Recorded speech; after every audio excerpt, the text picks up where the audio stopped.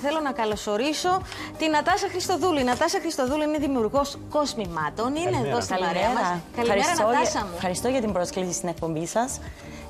Εδώ είναι τώρα περίπου 12 χρόνια που συνεργάζομαι μαζί με την τηλεόρασή σας.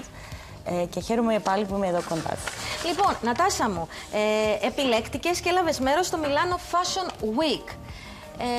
Βέβαιως είναι ένα σημαντικό επίτευγμα για έναν Κύπριο δημιουργό. Θέλουμε να μας πεις τις εμπειρίες σου. Βλέπουμε και κάποιες φωτογραφίες.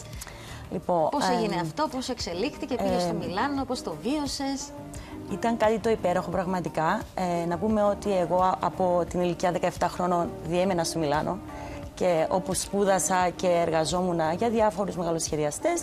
Μετέπειτα ήρθα πίσω, δημιούργησα το δικό μου brand και μία μέρα είπα ότι σε κάποια φάση της ζωής μου θα φτάσω εκεί. Και να που έφτασα μια μέρα, είχα επιλεγεί μεταξύ όλους ήμουν η πρώτη Κύπρια designer που είχε αναγνωριστεί από την κάμερα de la Moda. Έχω λάβει μέρος με ένα μεγάλο show στο Four Seasons το ξενοδοχείο, που ήταν ένα μοναστήρι του 15ου αιώνα. Στο Μιλάνο. Ναι, στο Μιλάνο, στο κέντρο του Μιλάνου. Ήταν πολύ ωραία εμπειρία. Είναι κάτι που νομίζω. Στο Μιλάνο δεν έχω πάει, Νατάσα μου. Μια μέρα θα πάμε μαζί, στο επόμενο ίσως. Δεν καταλαβαίνω πώς επιλέχθηκες, Νατάσα μου, εσύ όμως, ενώ η μοναδική Κύπρια. Πώς έγινε κάποιες προδιαγραφές. Στείλατε, μπορούσατε να συμπληρώσετε κάποια παλαιότερα είχα λάβει μέρος σε παγκόσμιους διαγωνισμούς και είχα κερδίσει τα πρώτα βραβεία.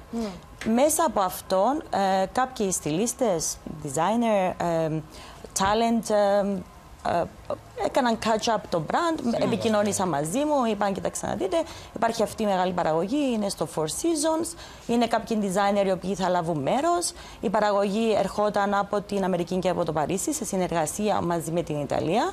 Οι στυλίστες, έχω να πω ότι ήταν γνωστοί στυλίστες και τηλεοπτικών παραγωγών και προγραμμάτων, οι οποίοι έχουν βάλει μαζί τις διάφορες συνεργασίες στο catwalk και το έκαναν εφικτό.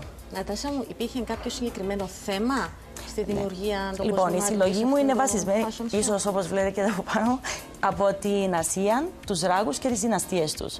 Ήταν μια συλλογή που πάντα ήθελα να κάνω. Η Κίνα έχει μια ιστορία πάρα πολλών χιλιάδων χρονών. Ναι, έχω επισκεφτεί την Κίνα και εμπνεύστηκα από εκεί. Και είπα, θα ήθελα να δοκιμάσω αυτόν το challenge. Οι δράκοι στην ασιατική παράδοση συμβολίζουν τη δύναμη και τη γενναιότητα και το έχω συνδυάσει με την γενναιότητα που χρειάζεται μια γυναίκα βασικά για να αντεπεξέλθει στις δυσκολίες της ζωής. Άρα ο δράκος είναι το σύμβολο της γενναιότητας που κρύβει μια γυναίκα. Και μου φάνηκε ωραίο θέμα, το έχω αναπτύξει. Όλα τα μπορεί, Νατάσα, πέστα. Αυτή με το ροζ το μαλλί, το κόκκινο, θύμισε μου κάτι, μου θυμίζει, βρε Νατάσα. Αυτή είναι η διάσημη τραγουδίστρια, Ιταλίδα τραγουδίστρια, η Νούμα, την οποία και είναι η brand ambassador του Νάτσι στην Ιταλία. Και έχει παρευρεθεί στο Μιλάνο, ναι. Είναι και γυναίκα κάποιου διάσημου rockstar Λονδινέζου. Βλέπουμε έτσι και διάφορα και από τα backstage και από το show. Αυτό τώρα που φοράς και εσύ, Νατάσα μου, είναι στάσεις. Δηλαδή είναι τα πολύ κόσμημα. Και αυτές τις νέες στάσεις, βρε Νατάσα μου, τι είναι να φοράμε εμείς οι γυναίκες, δηλαδή είναι στη μόδα αυτόν τον μπόλικο πράγμα. Το brand μου γενικά έχει αγκαλιάσει το more is more. Δηλαδή ότι μια γυναίκα, ρε παιδί μου, που έχει αυτοπεποίθηση, της αρέσει να διακρίνεται ανάμεσα στον κόσμο, είναι εντυπωσιακό κόσμο σίγουρα. Υπάρχουν και τα μικρότερα version αυτών των κοσμημάτων, αλλά εγώ σαν χαρακτήρας είμαι more is more. Σ' αρέσει έτσι, ναι, γιατί έχω μεγαλώσει μέσα από οίκους μόδας οι οποίοι ήταν very bulky, άρα εντάξει, το έχω υιοθετήσει λίγο σαν concept. Μάλιστα, ναι, και όπως μπορείς να βρεις από το πιο διακριτικό φυσικά μέχρι το πιο bold, αλλά μου αρέσουν αυτά τα eye-catching outfits. Μάλιστα.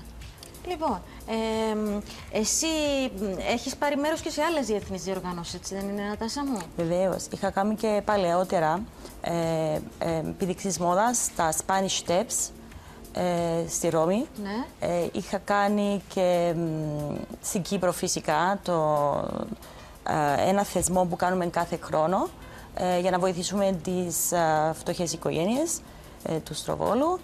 Γενικά κάνουμε διάφορα. Τώρα το επόμενο show θα είναι στο Μοντενέγρο, Buddha Bar.